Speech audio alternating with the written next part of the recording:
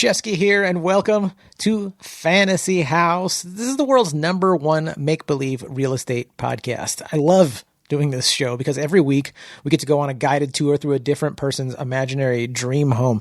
They're always pushing the limits with mind-blowing houses and weird technologies and magic and all that cool stuff. They make weird, unique rooms. And, I ask them, I'm like, hey, could you come up with appliances and technologies that we don't even have so they can solve your very unique problems? People do that. And really it's just good old fashioned creativity and silliness. Fantasy House podcast is NSFW. It's not safe for work, although we're super Mr. Rogers inspired. It's a lot more of an adult Mr. Rogers experience. So it's raw, it's honest. We talk about sex, drugs, people's bathroom habits. Sometimes people take us to dark places, and we're all about authenticity and really reigniting that carefree, playful spirit we had when we were 4 or 5 years old. Just fearless exploring of our imaginations and ourselves. Do you remember that? I love that. I feel like we need that as adults too. And that's what I want to facilitate with Fantasy House. I want to inspire people to explore that again, get that feeling, that little fire lit inside for story time and imaginary make-believe time and just being ourselves.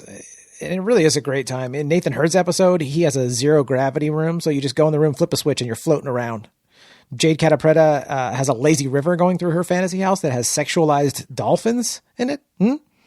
Fifi Dosh has a private hot tub on top of a private mountain in her backyard. John and Tom from Chad Goes Deep, their fantasy house is actually a cloud that floats around like an RV in the sky. So they can go anywhere they want. Nick the plumber, he's got a live studio audience. So when he's with his family and he drops the punchline of one of his dad jokes, he gets a real applause. Joel Jimenez loves to cook, and by the way, is an amazing cook. But in Joel Jimenez's fantasy house, he doesn't want to clean up. He hates cleaning up. Loves to cook, hates cleaning up. Well, he's got a kitchen that washes itself. In episode 94, Mike Ishak's kitchen is just a portal to his aunt's Indonesian kitchen, so he can have ringdung anytime he wants, which I've never had ringdung in real life, but we had it on his episode imaginarily, and if it's anywhere as delicious as it is fun to say, it's got to be good, right?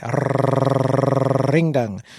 Jeremiah Watkins did a Halloween episode, and his toilet paper dispenser is a mummy that you just unwrap and wipe your butt with. Nat Baymel doesn't even have a bathroom. Speaking of bathrooms, he simply has a wizard that anytime you need to go, the wizard appears and just makes your bowels empty. Just abracadabra, poof. Or poop, poop, poof. So cool, right? Every episode is brought to you by me, Jon Shefsky. I am your local Southern California realtor. Not just a fantasy realtor. No, a really real realtor.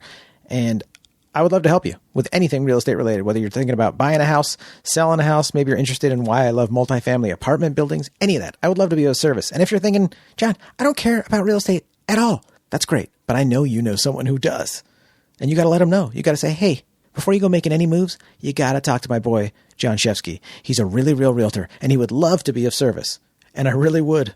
And even if you're not in SoCal, I can still help you because I have a referral network all over the country with some fantastic agents, and it's growing all the time. So check in with me. Let me know, because I got agents in Nashville, in Chattanooga, Austin, Texas, Boise, Idaho, Phoenix, Arizona. I got you covered. And like I said, that list is just growing. So just think of me when you're thinking of real estate. Be like, I'm going to hit Shefsky up before I do anything. Just send me an email, fantasyhousepodcast@gmail.com. I'd love to be of service or help in any way.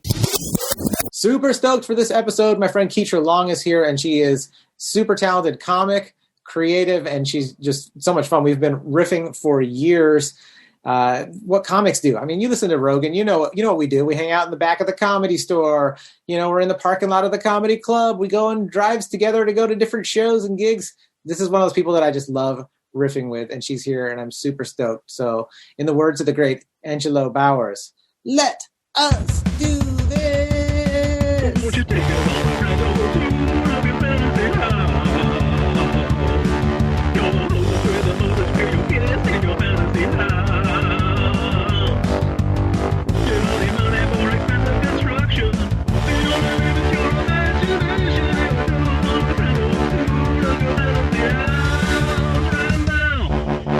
Hefty Shefsky. Hefty Shefsky. Oh, yeah. That's a Hefty Shefsky. Have you not noticed I've called you that for years? I just gave you a name. I love it. Do you think that I can't imagine anyone ever being upset when someone gives them a nickname. It's like a term of endearment to be like, I'm important enough to you that you gave me a nickname. Even if you call me Shithead Shefsky, I'd be like, I'm honored. I'm friggin' honored. It's just no. No, some people be getting mad when you get them a nickname. Particularly black people don't like that shit. Like, you don't be like that to give me a nickname. I can't imagine anyone being upset about it. It's so funny. But I just love your last name. So I was like, if the Shefsky, he coming through. He coming through with the work. Coming through. I'm here to deliver the work. How's everyone doing tonight?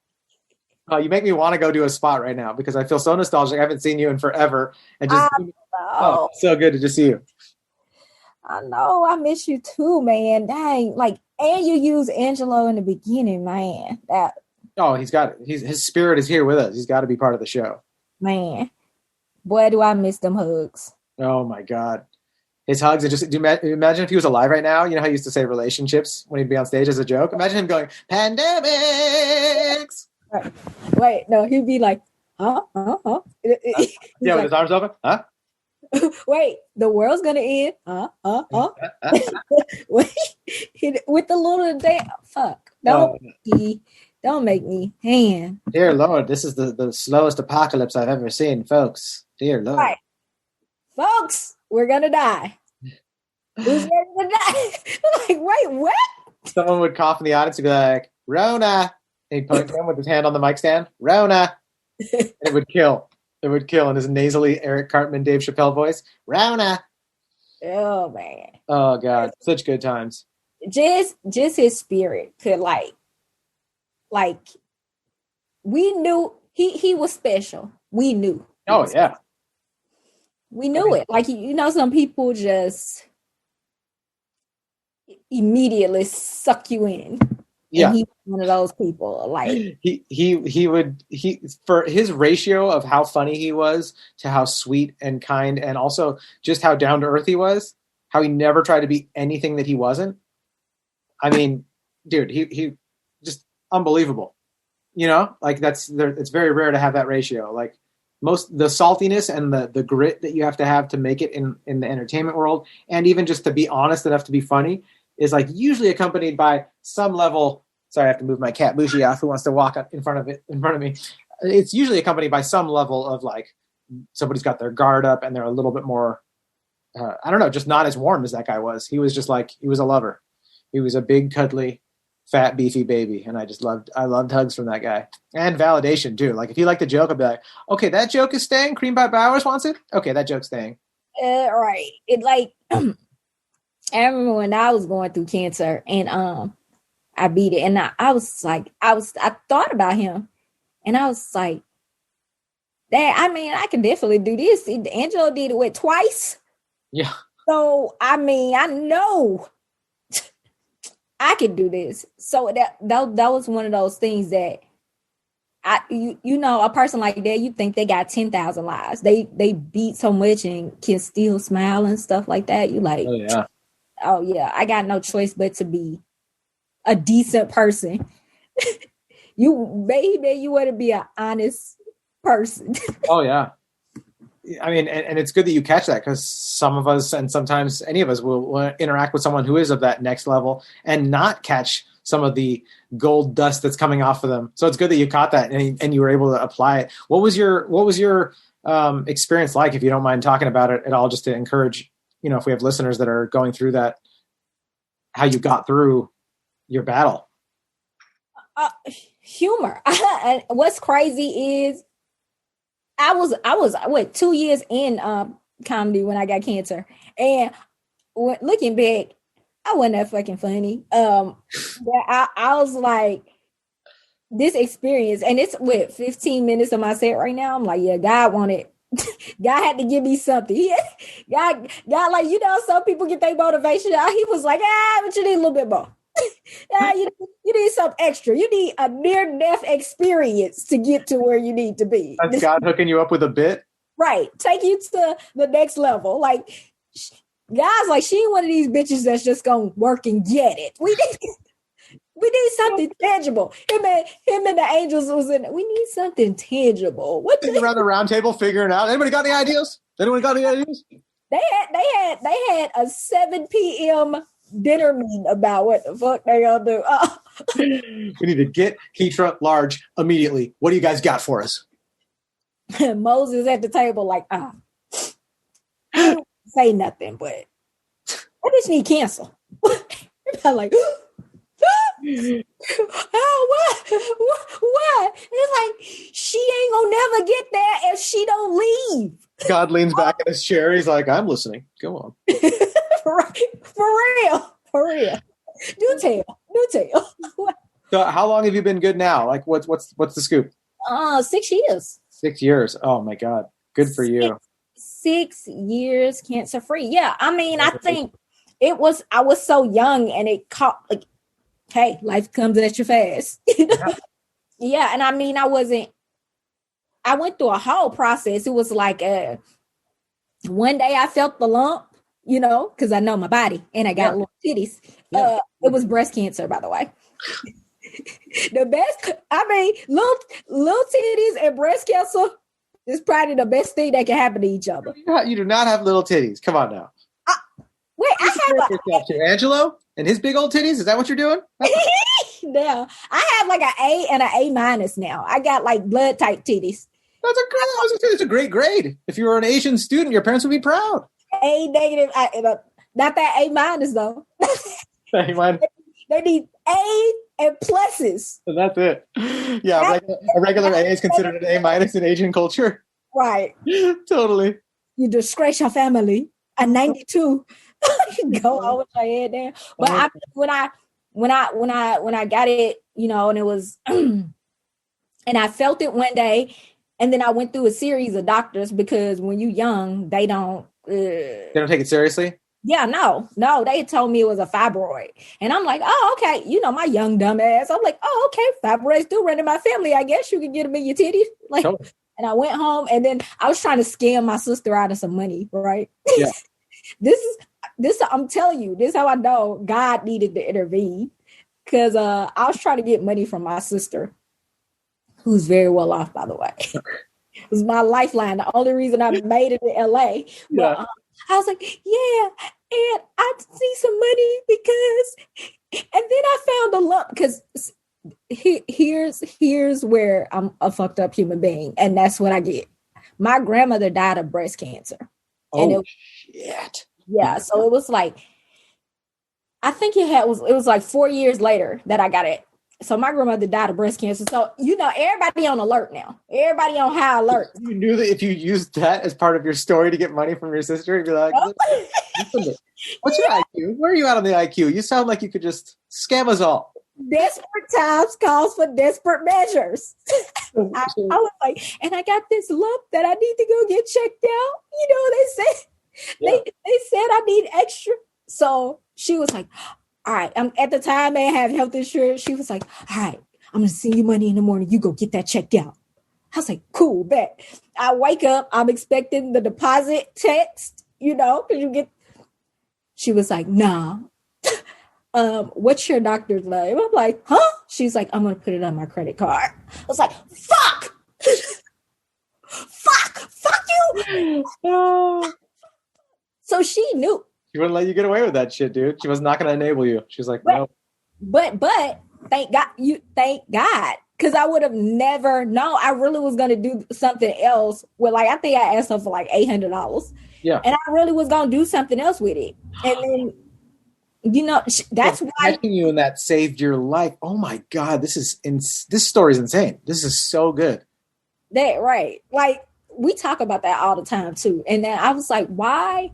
I think it was like 2 years after or whatever, because my sister was insane with the shit. She tried to put me in cancer therapy and everything. Yeah.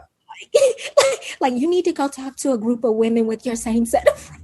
It's like, bitch, I'm a comic. Right. It's like, bitch, I had cancer. I'm not on the bottle.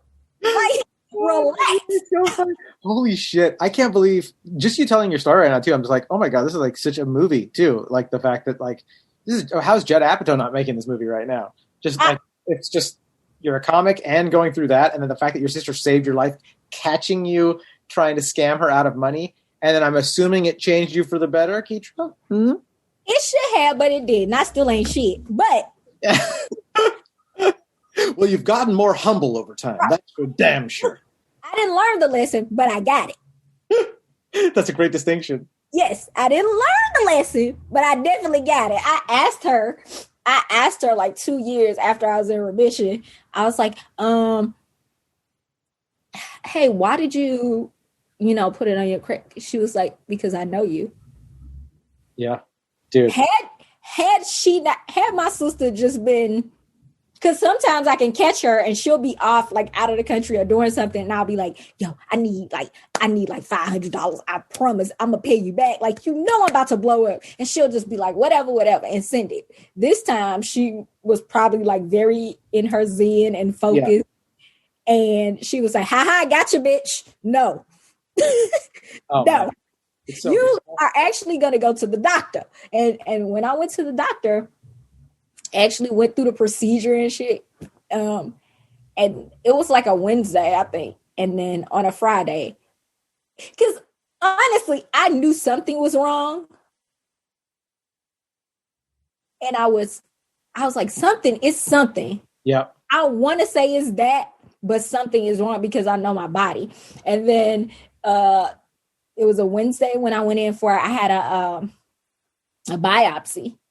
A needle biopsy. You ever had one of those? No, I'm like I'm terrified of that kind of stuff. But go on, I'm cringing. Hey, needle biopsy, like a giant needle that sucks out a chunk of flesh. Yo, they stick the needle the size of a football field in you. Oh God! A needle that was the same. Yeah, a needle that was the same size as my body. Good Lord. And then they did that, and then it was a Wednesday, and on a Friday, I was like they called, and I saw it on the call. I was like, "Fuck! I got it! Why me?" Oh, dude! I mean, yeah. Right when I saw the number come across the screen, I was like, "I knew it." And then I answered. They were like, "The doctor wants you to come in." I was like, "Hey, I have cancer, huh?" And then she was like, "You'll give out that information over the phone. The doctor just went." I was like, "Fuck! I know it, lady." Why me? And then when I went in, so I had gone to this place like 2 or 3 times, right? And I've gone in regular rooms every time. This time, shoot me down a long ass. Let me show you this long ass dark hall. End of the hall. The end of the hall, and then there was this room with a waterfall and like serene music and like harp music. Oh, and magazines on the table. How I Survived. Like Ellen was on the cover and shit. Lord, this is. I mean, this is making me more nervous. Like, I know why you're not bringing me here to tell me everything's fine. Obviously, there's a fucking waterfall in the room. That's on the radio. Bald lady on the front of this magazine. You're not calling me in to tell me I just want to publish a clearhouse. You know damn well. Just want to let you know everything's fine. All right, have a great day. Right. And then she goes, "How are you?" Literally, the doctor comes in this room after I done sat there for like 15 minutes by myself, contemplating suicide, by the way, because I'm already on the way out. Why not? This it. I'm too young for this, but okay. Look, she's like, "How are you?" Look, Shefsky, I give her this. You already know why we here. Oh yeah. I also just decided that only you could make this so hilarious. Finding out you have cancer. I'm just like, this is. No, I mean it's because I survived, but yeah, I mean. Support you support, and hopefully you ain't black and young when you get cancer, because it ain't the cancer you gotta survive. It's like your black family. You gotta survive. What happens with your black family when you have cancer when you're young? Because everybody is a fucking doctor. Oh, everybody is immediately a fucking doctor. Yeah. Like my aunt G, like, so, of course they would throw it with my grandma and stuff. Denial the whole time. She gave me an old breast exam and assessment. She was like, because you could feel the tumor. The tumor was about a little bit under a centimeter. So small. So, yeah. So mine was I told you, little titties and breast cancer. Thank God, yeah. Oh my. Yeah. She was like, yeah. That ain't what that is. She was like, little Marcus had one of them on his head when he was born. Little Marcus, go get your doctor kit. I'm finna pop this. I'm gonna tell you exactly what it is. This is not cancer. I'm like, what the fuck? You gonna give me your own assessment? Don't worry about going to the doctor. Dr. Grandma just told me everything's fine. But the fact that she said she was gonna pop the cancer, I was like, I'm okay. I don't need you to pop it. Anyway, this is not a cyst. I don't need you to mess with this. Right. It's not. I think we got to go to school for that. I think I'm no genius, but I think you got to go to school for it. Did they take it seriously after you started your treatment? Or like, no, I mean, how soon did you start treatment? Oh, well, I only got radiation, and okay. I got they did some experimental shit on me. I got a round of radiation during my surgery. And then I went through radiation for a month and a half. And I did not have to do chemo. So glad. So you caught it early, like you said. You were able to see the small tumor and just... See, you was even about to say little titties. I'm about to say you were able to see little titty tumors. Well, with your outlook, because we can see it ain't much to look out at. You are so funny. Girl, I was not saying anything about your titties. They look like they're not small. They're perfect. P for perfect if they were measuring bra size. This is a padded bra. So much padding. P for padded as well. So P for padded also to protect the perfect titties. The Lord laid it on Victoria's Secret hearts to put extra in. This is an A cup bra with B cup dreams. Oh my God. I'm so glad that you got through. That's friggin' awesome and inspiring and hilarious. And honestly, I'm just like, you really do have an amazing story. And I hope if people are listening too, to know a key thing out of this, not just about the serendipitous or the synchronicity of your sister almost saving your life inadvertently through her suspicions and whatever else. Another thing is just getting a second opinion on something. Because sometimes that first opinion, we can even be our own worst enemy when, like what you were saying, where you kind of like, you wanted it to be nothing. So you just kind of take it like, okay, we're done. He said it was nothing. So I'm not going to worry about it, even though your gut is telling you like it's real. It should be like if somebody's listening to this, like, hey, get a second opinion if you don't feel like you got a thorough opinion for the first one, because it could save your life, you know? Oh, I skipped that part for the second time, but I went to 7 doctors, a total of 7, because even my own regular oncologist, gynecologist, OBGYN. Yeah. It's nothing. Your body's just changing, like sometimes you get these lumps. Like people will, when you're under 30, people ignore everything about you. And I think that's so important. That terrifying though, because it's like stuff still happens to us. Well, I say us, I'm not under 30. Well, none of us, we not no more, but I mean, it's one of them things where you know how they say old people are the forgotten about people. Yeah. You know what I mean? Seniors and stuff. Yeah. Like that.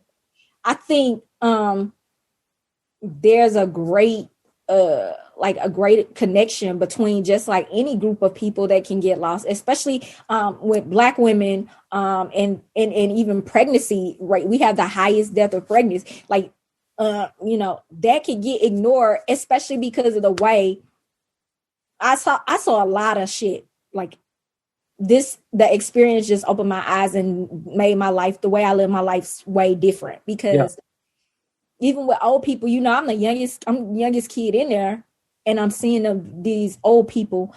They don't ask questions. I'm asking everything. I'm like, hey, I just had breast cancer and I'm coming off of a month and a half of radiation and now I got a lump in my neck. What is this?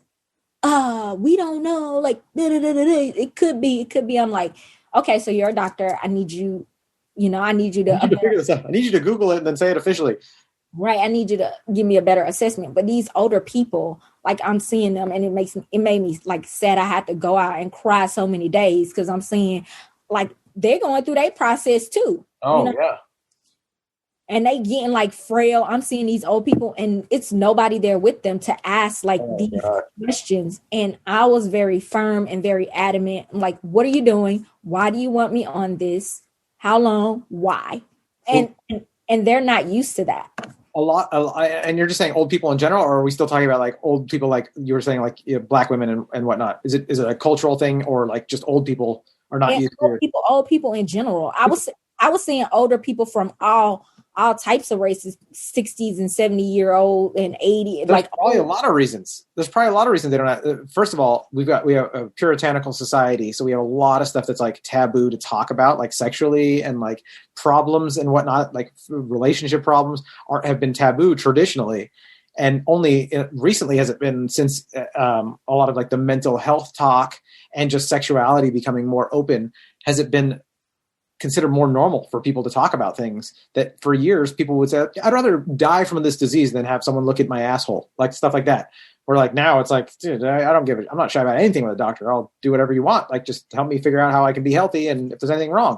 And I think there's a lot of old generations with that. And then also just, you and I are from a generation that, might have started off without the internet, then it came into our lives and we realized the resource of like, no, I want answers. And we almost feel, and maybe this is good and bad, but like there's almost an entitlement, like, well, the information's out there and I'm entitled to find it. And I think the generations before us, like baby boomers and even before that, are not used to that. They're used to the puritanical, like what's right and wrong to talk about. And then also just like their generation wasn't taught to critically think. Not saying that there's not a bunch of great thinkers in their generations, but overall, especially like of middle-class thinkers, like they're not out there asking the big questions a lot of times because they were trained not to. They were trained by their religions and their institutions, just like accept what you're told. If you don't, then you're going to hell or you're going to go to jail, like one of those two. So there's a ton of that. I don't think with us as our generations age and get older, I think we're going to be asking a bunch of questions and even researching it ourselves and consulting with our doctors and lawyers and whatever else, because we're used to being like, I'll pick up my phone and I'll look it up. Or tonight after a glass of wine, I will go on Google and do a little, homebrew detective work to get some answers.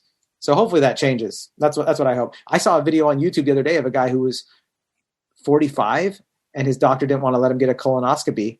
And he insisted on getting it because they said he should wait till he's 50. And he had precancerous stuff. So he didn't have cancer, but he had precancer. He's like, so imagine he was doing it. He was like a YouTube, I think he's like a style guy or something. I don't know. It popped up in my feed and I had to watch it because it had a clickbait title, but he was saying that his doctor said, no, you're not 50 yet. What do you want this? And his friends made fun of him. Like, why do you want them to do a colonoscopy? Like, what's going on? And he was like, I just want one. And if he would have listened to the doctor and his friends, the legal recommendations for age group, he said that his pre-cancer could have turned into cancer in those 4 or 5 years. And then at 50, get his colonoscopy and find out you have cancer. And it's like, well, could we have taken care of this earlier? So I hope that like what you're talking about now is something that, and I hope you're doing this in your everyday life too, is just helping people to hear you and be like, oh, I should not just take one doctor's word for gospel. And I should also like do things like according to what I feel for my health. Like, hey, I want a colonoscopy. I want my brain checked. I want my breast checked. I want to, because it's my body and I know my body and it doesn't feel right. And I'm going to figure it out. Like, and it could save somebody's life. Your story could, you know what I mean? Yeah, I mean, that's what I hope. I've been talking about it ever since on stage, but that's my biggest mission. And older people, younger people, always come up to me. It's like, oh my God, my family member. Oh, I had breast cancer. Oh my God, you like, and I kind of shied away from it for a while because I don't want to be considered like a hero or any type of martyr for it. But I definitely want the message to be out there. Like people see me exterior and they like, oh, this is cute. This is nice. This is, you don't know what somebody's going through or what somebody's been through. So yeah, I want to so upbeat and funny. And you're so quick to be like, like a dagger, just like make a riff and be like, you know what I mean? Yeah. So you can never think like, you're not hurting. You're not having a problem. But it's like, no, inside I'm struggling with like major challenges. Something so big. I just want everybody to, it don't have to, control your life or rule your life or whatever, but make sure you take care of you, because only you. Like, no, seriously, you are the deciding factor between life and death as it comes to, when it comes to terminal illness. Like how you feel about yourself and your life. Because, I mean, again, my grandmother died that way. My grandma struggled with that for years. We didn't even know. Yeah. We didn't even know. They found my grandma's cancer stage 4, like on stage 5. My grandma's breast was deteriorated, gone. Ugh. And they found it because she ignored it. She didn't want to, she didn't, and we seen her suffer through that. And not that was the thing, but that was a primary factor in my struggle. But that was the lesson. Now, I didn't just get it. I learned that one. Totally. I learned that one. But I just want women and men in particular, we be out, go ham, go crazy, but take care of yourself, because it's real out here in the battlefield. And it don't gotta be just cancer. There are a lot of other once I started looking up cancer, when I Googled it and I was on what's the doctor on the internet? Oh yeah, WebMD. When I Googled and I was on WebMD, I found like 80 more other illnesses I could have had, and I was going down the list. I was like, I hope I got this, because that be that'd be a simple one to treat. Yeah, let's just make it this one. I want the pill. Just give me the pill for that one. No. Everything happened for a reason. What we supposed to be talking about real estate? We talk about near-death experience. Well, it's imaginary real estate. It's much more interesting after hearing your story. And like I said, I hope that somebody listening to this, maybe it'll save somebody's life, or now or in the future. So, I hope so. Let's talk about real estate. Huh? I hope so. And if I do, please at me. Let me know, because I love when people. That is one of my primary goals. See, I told you, God chose me. What's your Twitter handle, or your whatever you use for social media? What is it? Everything. I'm at Ketra Long, Ketra, on Facebook, Instagram. Officially Ketra on Twitter. Okay, cool. Just so listeners can grab that if they need to. Well, let's go to your imaginary real estate. Let's go to your fantasy house. If we're flying a little drone over it, what's it look like? Where's it at? Oh my God. If you Google and look up these fantasy houses, crazy. Like the intergalactic, like futuristic houses. Oh, yeah. That's what I want, the type of house that only this is how futuristic I want my house. I want a garage, a one button remote. Yep. Lets me into everything. Okay. I drive up to the house. The house not even there. I press a button and it appears. Oh, the Apple house. Yeah. Yeah. Just totally. It's not even there. How can you rob me if it's not even there? How can you get to me if it's not even there? It's not even there until I go. And then I'm just like, I step out of the car, hit the button, and then the house. Oh, yeah. Is it in the beach or the mountains in the snow, or is it, underwater? Where's it at? Now, dig this. The house so tight, it can be wherever I want it to be. Oh, wow. Okay, where is it at now while we're doing the show? That's the one button. Oh, right now it's in the sun. It's in the sun. It's in Tahiti. It's in that Tahitian sun. Yeah. That beautiful water too. Oh yeah, Tahiti stuff. Crystal clear water. Like I can see my feet on the sand at the bottom in the water, and then I'm like, I just want to go home, and then I turn around, hit the button, and the house is behind me. Will you be needing hotel accommodation? No, ma'am. I bought my own house. There you go. Nowhere in the world. Who gonna do that? No. Where you gonna stay? Don't worry about me. I got my house in my hand. Don't worry about me. I love it. That's futuristic. Imagine being able to take the comfort and convenience of your home Anywhere? That'd be crazy. That'd be so wild. Yo, my mansion just like, it's like, oh, you need 32 people to stay? We press it in. We found it in. Add 32 more rooms to the house. Boom. Yeah. There you go. 32 more rooms, ma'am. Here they are. Okay, well, let's go into the house. What's it like on inside? Like when we walk into the entrance. Marble floors. Marble black floors. Black marble. All right. A big ass grand piano. I forgot the name of this piano that I want. This big white grand piano. I don't know, but I saw it in Beverly Hills. There's a piano store. Oh yeah. The piano is in the window. Couple stores. It's near Catch Restaurant. Yeah. I saw this piano and I think I probably passed by there today just to have it. I mean, just to look at it. I love, I used to ride my bike from La Brea Tar Pits, which is where my apartment was, to Helen's bike shop in Westwood. And I used to love riding through Beverly Hills because the stores, especially at night on the way home, they'd be closed, but they'd be lit up. And there's a giant desk lamp. Like it looks like a desk lamp, but it's giant and it goes in like the corner of your room over your couch. But it's like a scale model. And like I used to drive by it all the time. You drive by the McLaren, all the race car Lamborghini dealerships. And so it's probably very similar to you seeing your grand piano. So it's like a shiny white grand piano on a black marble floor. Yes. That's a cool contrast right there. Listen, February babies. We be thinking babies, that's right. Fellow February babies. We just pass by. We just watch it till it's by. Watch it till it's by. Yeah. Like how you talk about at night, that's when I drove by the first time. I was like, what? The spotlight's on it. There's music playing. You're like, I need that in my life.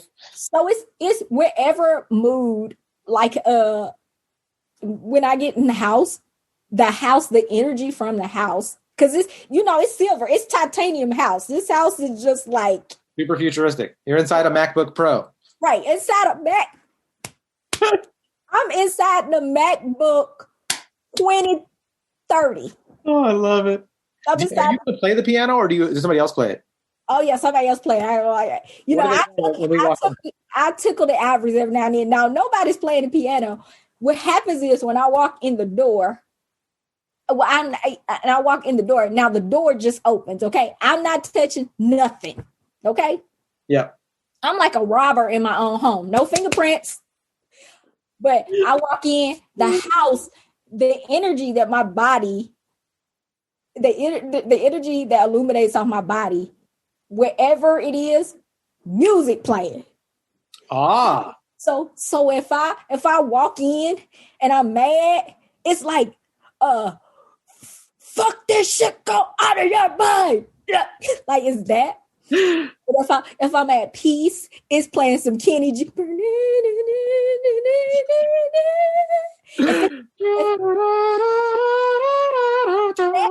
If it's the sex, if I got the sex popping off, it's just like, ooh, feel me, touch me, squeeze me. It's the sex, if it's, if I'm feeling happy, it's like smile, or like, wait, what's the Justin Bieber song? It's actually one of my favorite Justin Bieber songs. I'm ashamed to admit. That's okay. I will sing it. You smile, I smile. Hey, hey, hey, you smile. Oh, God. And then actually, they would have Justin Bieber. My house would have Justin Bieber sing it for me. That motherfucker gets to go to Tahiti, huh? All right. He already gets to go to Tahiti. Now you're bringing him back. Okay. Double case wrapped around stairs. I always want wrapped around stairs. Okay. And I rarely see that in like super modern, and I'm picturing like the Southern house with the wraparound stairs and having that, but like modern in your like titanium house. That's a cool idea. Oh, they're futuristic. They're not. This is not the plantation house now.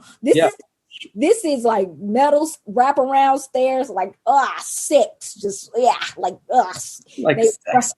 six. They wrap around into and then they lead to this grand foyer where you can look over the balcony and look down on the peasants. Yes, you are in my home. Yes, you are here, but you cannot come up here because I am on top. Losers. Look at all losers. So then You're gonna call them losers yes. while we're on the show. Yeah. You're a real roast comic. Yeah. Yeah. Make sure I gotta make sure they know, hey, this is my home. I will relocate your ass. I'm the winner. I did this. I'm the reason we in the MacBook 2030. I love it, dude. It's all me. So they do the wraparound stairs. It's just royalty. Then somebody gonna come and put the royal robe on me. They got to put the royal robe on me. What does it look like? What's the royal robe look like? Oh, it's velvet. It's velvet purple trimmed in gold. Oh yeah, Long. Like it sort of looked like a wedding dress, but at that point, I'm gonna be so obnoxious. Nobody gonna want to marry me. So my robe is like my wedding robe. It's like a wedding robe. I'm gonna have 10-year-old kids holding the train. Just walking like behind you. yes, just like, and it's heavy. It's heavy. So these kids they really got a lift. They really got a lift. I'll be like, hey, Clarence and Edith, put your back into it. God damn it. Oh, dude. The robe better not touch that ground or you won't get love. Are they named after anyone special in your life, or do you just love those two names to yell at? Nah, Clarence and Edith just random names. You know what I mean? So if show us the like, do you have a master bedroom up there or something that you want to show us? Oh my God. All right, I've been telling people this. Bring back the waterbed. Your 2030 MacBook house has a waterbed? No, but look, it's a hybrid. It's a hybrid waterbed. Now, look. It's on the bottom. It's this boat-like material. That's because it's sturdy. Okay. You know, like the good boat. I went to Asia. Yeah. And the boats was raggedy as shit. Look, but they held us. How? Yeah. It was just like these wooden boats. I'm like, you mean tell me we're gonna make it across all this water in that? You sure about that? Right. Fuck it. So I want like the bottom built out of that material. Okay. You got it. Okay. Then you go, it's just a sheet layer. And then you get memory foam. Then you get the water. On top of the memory foam? On top of the memory foam. I like that. And then another layer of the Tempur-Pedic on top of the water. So now, look, you say, hey, babe, I'm in the mood for love. The bed is a water bed. Hey, babe, I just want a good night's sleep. The bed is a Tempur-Pedic. Hey, bed, I don't know how I'm feeling. Memory foam. You just sold the bed to me. I'll take two. One for me, one for my wife. Yep.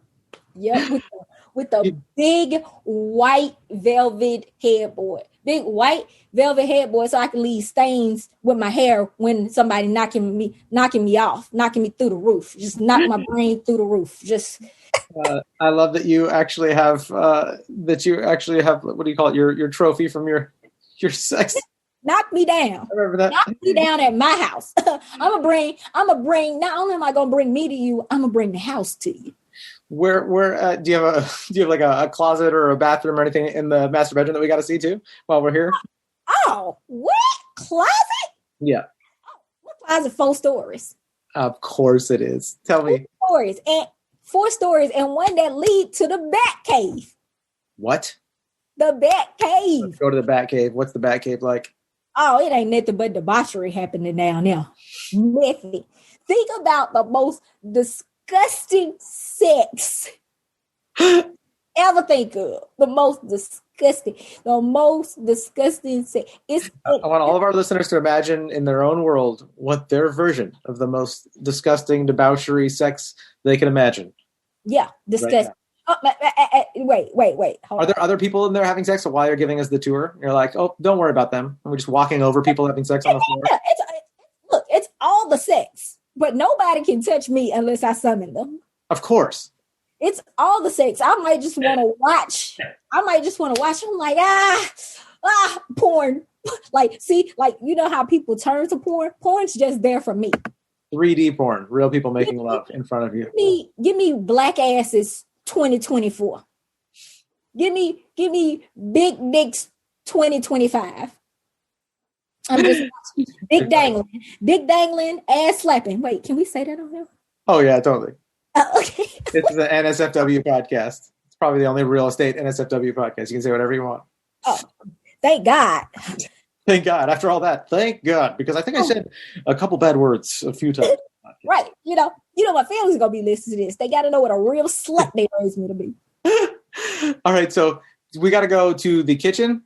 I got to see the kitchen, and I got to see the garage before we. Well, we got 3 kitchens. We got the chef's kitchen. Okay, what's the chef's kitchen? What are they having in there? I've never been in the chef's kitchen though. I don't even know what the fuck go on in the chef's kitchen. That is their place to cook me. Chef's kitchen.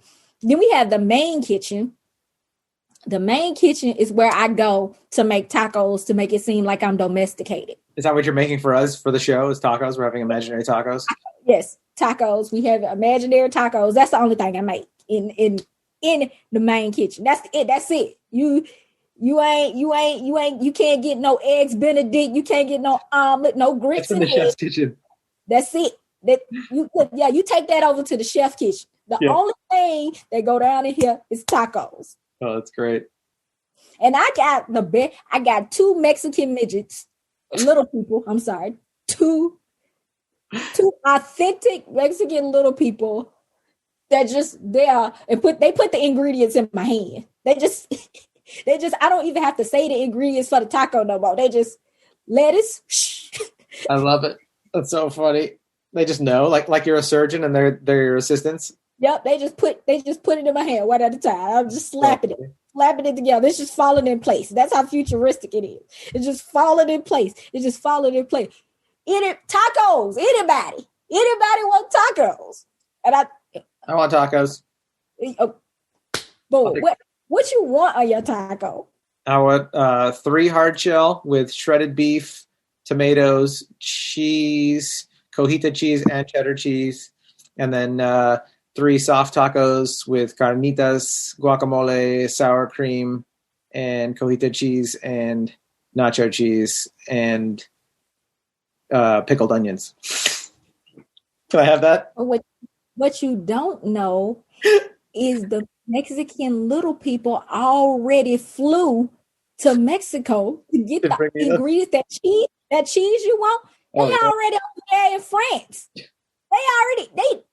As soon as you say it, they done flew in the Ketra 2000. Oh, dude. Go get it. They went to get it as you were saying it, and now you have it right in front of you. What do you think? Authentic or nah? Best tacos ever. Yeah. I could turn it into a restaurant if I want it, but everybody don't deserve. Everybody ain't deserving of Ketra's main kitchen.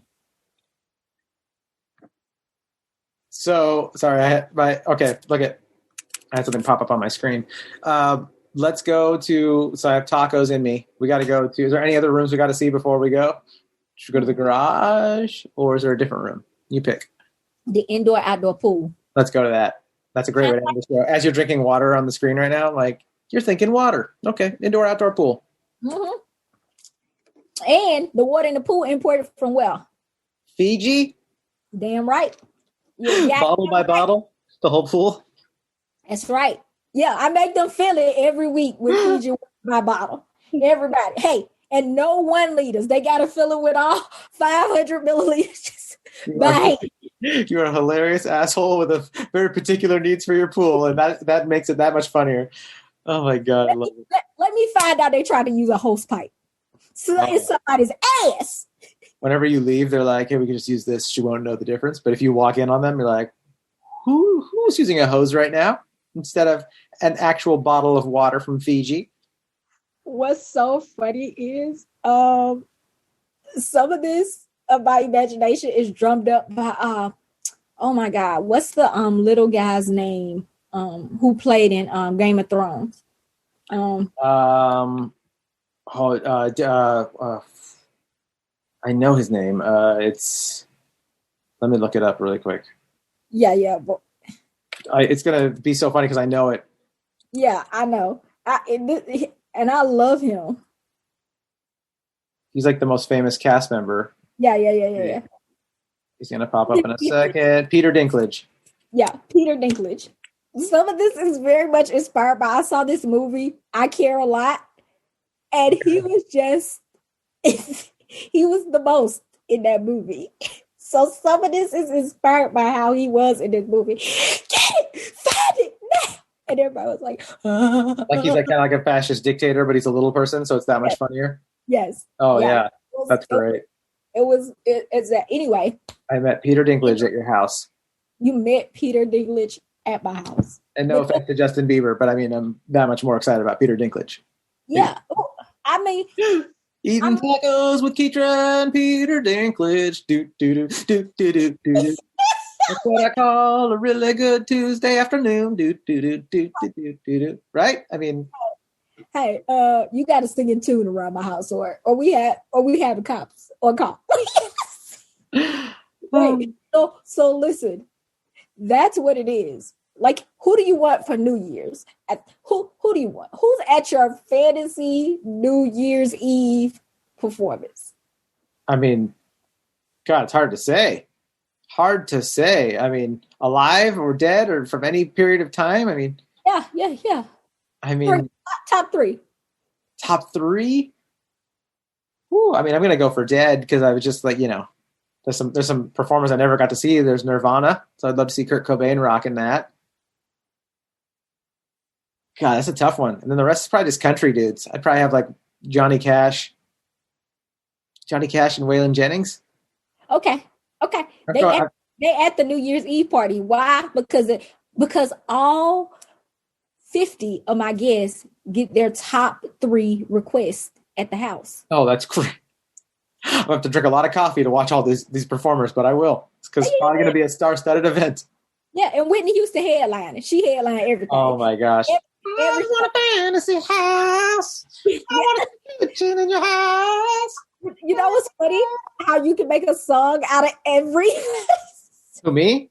That's how I survive. Listen, we're both comics. We know. The humor is our mechanism. The way you just make a song on the spot with Oh, yeah. Oh, I'll sing like when I'm terrified for my life. I'll be like, "This is fucking scary. This guy's gonna fucking kill me." Or there's a global pandy and I'm freaking the fuck out. I want to survive. Will I make it? Hilarious. Yeah, totally. Hilarious. That's how I cope. Sing a song and get through it, man. Where can people find you? Once again, at Ketra Long, Ketra Long, Long. That's on Instagram, Facebook. I have a Facebook fan page, Facebook personal page. More importantly, follow me on the gram. But officially, Ketra on Twitter. Is that your favorite social media? Is Twitter? Nah, it's actually Instagram, I think. I don't know. You gotta tell people like the one place because like giving them so many plugs, it's like it gets too complicated. But if you just say like, just go here right now to that, like have it be your favorite place. So if Instagram's your favorite, have them follow you on Instagram. It's my favorite place at Ketra Long. Just find me on Instagram. Oh yeah, that's one of my favorites too, is Instagram, and that's I'd say most of the direct messaging and like interaction with Fantasy House listeners is on Instagram. Just because to me, it's like it's a site that's like perfectly made, where it's got enough to where people can have their opinions and they can post stuff, but then it's not like Facebook where it's just people whining and complaining. So it's just kind of it's got that kind of the perfect simplicity. I just love Instagram, so I feel like guys, find Ketra from our Instagram, follow it there to hers, and there'll be a link and whatnot, and follow her and enjoy. Absolutely, man. Hey, you one of my favorite people. You as well. So glad we linked, man. This is a long time coming. I feel so special too that you shared your story. That was like just that was a lot, and I'm really excited about it that you made it through that and you shared it and helped other people. It's just beautiful. Of course, as always. Thank you for giving me a platform to do that. Dude, of course. In my fantasy Thank house. you for giving your time to be part of the platform. Hey, if anybody want to help that fantasy house, I think I just gave people ideas. I really do. I think I just gave Apple an idea. They're going to be building virtual homes. If there's any Apple employees that they're pitching these ideas right now from this podcast, they're like, I'm going to pitch this as my own. Right. A virtual home. Because, Amazon has real estate now. Oh, yeah. I know. All the giant companies have their own real estate holdings and ways that they're trying to profit off of doing real estate at the consumer level. So, and let this be a commercial to anybody listening. Trust me, you still want a human being in charge of your transaction. The simplicity idea of like, I'll just press a button is like, you want a person there to help you figure this stuff out. That's pretty big and gnarly. So, but by all means, continue ordering things off Amazon. I mean, that's where I got half of the stuff I'm sitting here using for the podcast. Thanks for doing this. Why the backwards plug for Amazon? Hey, don't get that real estate from them, but buy shit. Well, dude, Ketra, there's so many like freaking like there's like Zillow and stuff like that. And I've actually had friends that are like, yeah, it's just easy to click the link and just go do the thing. And I'm like, yeah, but it's like, would you click a link for like a lawsuit or something like that? And just be like, yeah, I don't really know like whose best interest they have in mind. It's not really tailored to me, you know, but I'll just press a button. It's like, you're talking about like some people, like their house is their entire like financial asset. And one little bad move, one little thing that gets overlooked can cost you $20,000, $40,000, $50,000 for, you know, a $500,000 or more transaction. And I actually have a friend right now who had somebody do something with real estate recently, and they lost a ton of money on something that was like, oh man, that was super simple. I could have handled that for you and wouldn't have made that rookie mistake for you. So it's the same thing with all these companies. You know, the corporate companies have a lot of computing figured out, and they can do a lot of really wonderful stuff as far as their giant databases and some of their access. But at the end of the day, it's like, well, we can still have all those benefits and just work with a person like myself. And so we'll use the database, we'll use all the stuff that they have access to, but you'll know that like it's me. I can look out for you in like ways that a corporation does not look out for us. And they're good. Corporations are good. They do some really great things. Like I said, I order a lot of stuff from Amazon, but also there's still room for human beings. And in the future, eventually there'll be robots that do better jobs than we do, even at this stuff, but we're not there yet. No. Have you seen the Uber, the Uber robot things? No, but I would trust that above a person. Like the robots will drive better than us. Yo, I seen that shit go down the street. Yeah. Uber, they're all out. They have the food and then they just come to the door. Oh, how does it go to the door? Is it a drone? No, it's a robot. It's a robot, and it's like a basket in the. So it's like a robot, and then it's like a where your food. It's a compartment. Yeah, and it's where your food is, and then it lights up, and then it's just going. It's just going. It's just going. I saw it. Me and my friend followed that shit. It walked up to an apartment building, and then I think it like called the call box or Uber called it, but the guy came downstairs, and I think you press on to release like the code. It's genius and terrifying. Both of them as one. Right. I was like, I'm amazed and scared. You know, Ketra, the thing that I really do like about that stuff, though, is it's scary to think of those things, A, taking our jarbs, as they say on South Park, and B, you know, like the people that are worried about, like the Terminator, like the robots, they're going to kill us all. That kind of stuff can be scary. But when we really look at like the data behind the technology, like even just talking about what we're talking about with cancers, a robot is that much more accurate with detecting diseases, what kind of disease it is, and treatment. The way a robot can get in at a cellular level and see things that like a human doesn't even have the dexterity for. I think that stuff's going to be mind-blowingly awesome in the future. By the time you and I are hopefully, you know, old people, I think that some of the stuff we're going to be able to count on might be really cool to just be like, I'll just have a robot fix my eyesight. I'd be baffled as fuck. Oh, yeah. And I think we're going to continue being baffled. I think it's going to get weirder and trippier. When I saw that thing going down the street with that food. Anyway, hey, make sure you look, from my most trusted consigliere, make sure you guys hit up Thomas Shefsky. Hefty Shefsky. For all your real estate needs. Seriously, I'm so glad that you're healthy and you got through your stuff better and learned your like life things. And I just thank you for being here and sharing all that stuff, because that's really deep stuff to share with us. Hey, thank you for having me again. Guys, thank you so much for listening. Go ahead and hit the subscribe button and give us a review. Send this to someone too. Hit the share button. Send this to someone you know. Send this to a loved one. This is, I'd say, an important episode to share, because it could literally save somebody's life, which is, I'm not trying to say pretentious because it's my show, like my episode could change someone's life. But Ketra's story could save somebody's life. So share it and thanks for being here with us, guys. Mwah!